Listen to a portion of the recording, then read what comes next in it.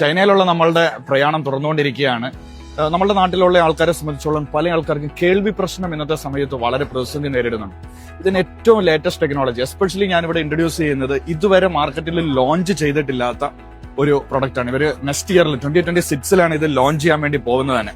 ഈ പറയുന്ന ചെറിയ ഡിവൈസുകൾ ഇത് ലോഞ്ച് ചെയ്തിട്ടില്ല. ഇത് നമുക്ക് റീചാർജ് ചെയ്ത് ഉപയോഗിക്കാൻ വേണ്ടി പറ്റുന്ന കാര്യമാണ്. ഇതിലുള്ള കണ്ടോ, പിന്നെ noise reduction, anti feedback technology, കാര്യം നമുക്ക് ഉറങ്ങുമ്പോൾ പോലും അത് നമുക്ക് ഒരിക്കലും കംഫർട്ടബിൾ അല്ലാത്ത ലെവലിൽ അത് എന്താവുന്നില്ല, അത് മാറുന്നില്ല.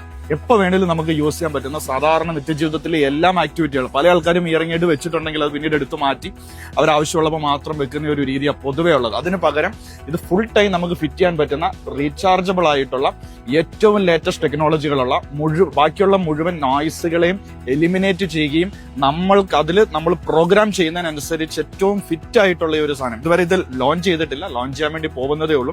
ഇത്തരത്തിലുള്ള നിരവധി കാര്യങ്ങളാണ് ചൈനീസ് വിപണി നമ്മളെ അത്ഭുതപ്പെടുത്തിക്കൊണ്ടിരിക്കുന്നത്.